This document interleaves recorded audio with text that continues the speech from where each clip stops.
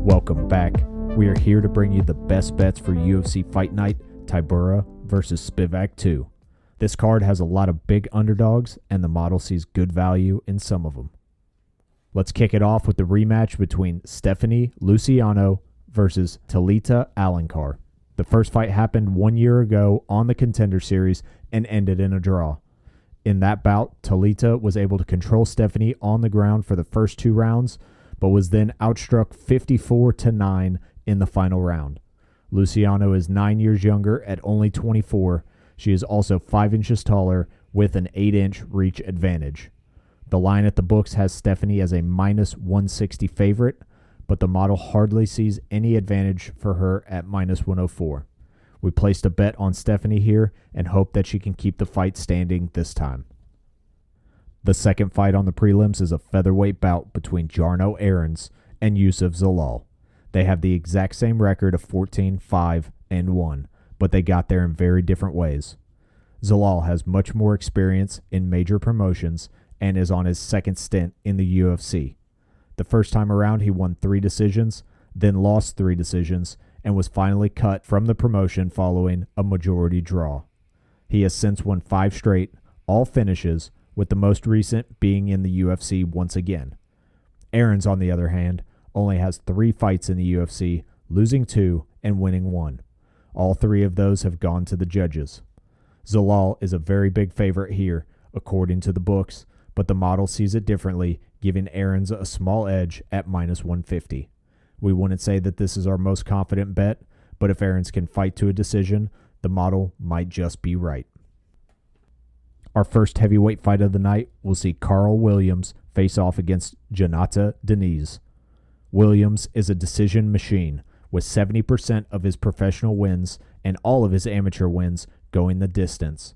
Meanwhile, Diniz has finished all of his fights by KO, TKO, starching people in the first round, with only his most recent opponent making it to the second. Williams has never been KO'd, and Diniz has never had his gas tank tested in MMA. The bookmakers see Carl as a notable favorite at minus 200, but the model thinks that Diniz has a betting chance of winning. We expect that Carl's chin will be tested early, and if it holds up, he should win a decision.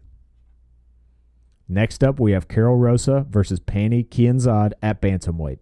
Unfortunately, there isn't a whole lot here. They both fight to mostly decisions, win or lose.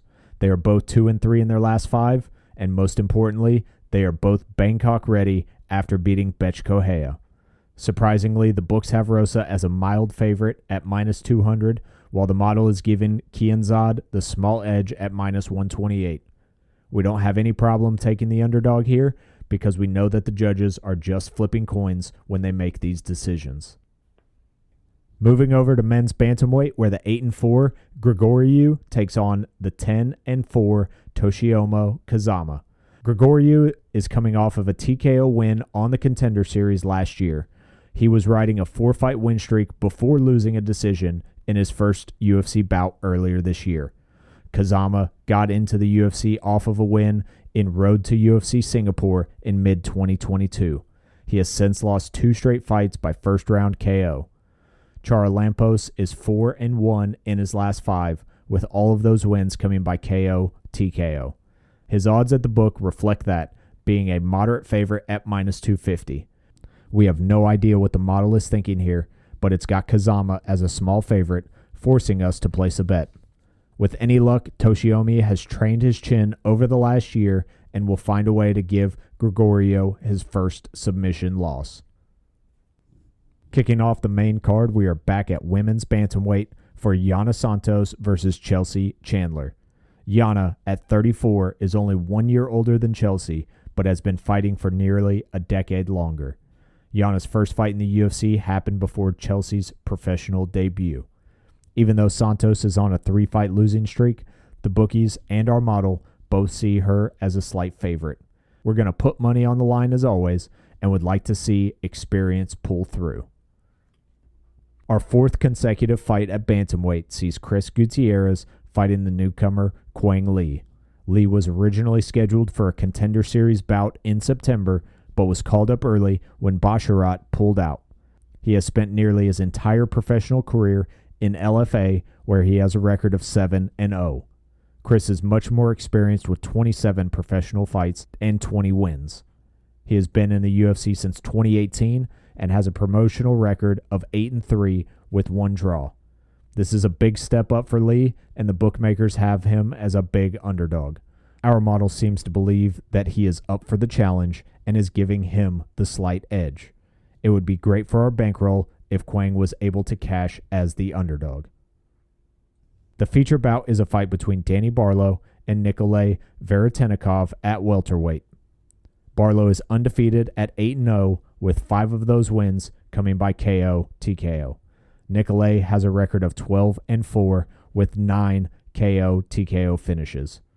Danny was originally scheduled to fight another finisher in Uros Medic on this card, but Medic pulled out due to injury. There is no telling whether Veretennikov is well prepared, as he seems to have accepted this fight very recently despite Medic pulling out nearly a month ago. The book odds have Barlow as a heavy favorite here, and the model isn't as convinced, but still agrees. Our co-main event for this card is a featherweight battle between Chepe Mariscal and Damon Jackson. Jackson has both a 4-inch height and 2-inch reach advantage, but is also more than 4 years older at 36.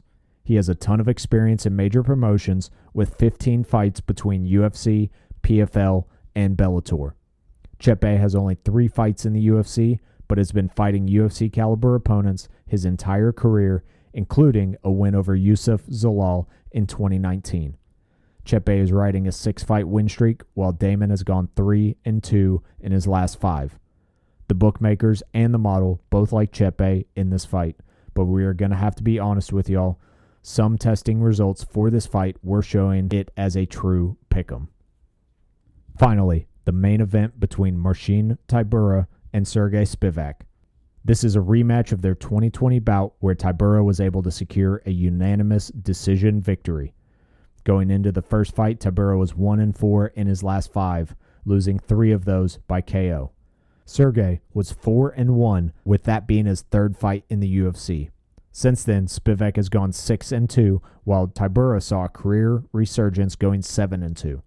Tybur's winning ways have depended mostly on fighting to decision, while Spivac has been using ground and pound to finish his opponents. The book odds and the model both favor Sergey here. We believe that at 29 years old, and with 4 more years of experience since their first fight, -155 is a good line to bet on. Now that we've seen all the fights, let's have a look at our totals. Our current strategy has us placing bets on every fight, so we have 10 wagers on this card. Surprisingly, the model favors a lot of underdogs this week, so we have an even split at 5-5. Our total risk is only 15.4 units this week, and our potential return is 33.3.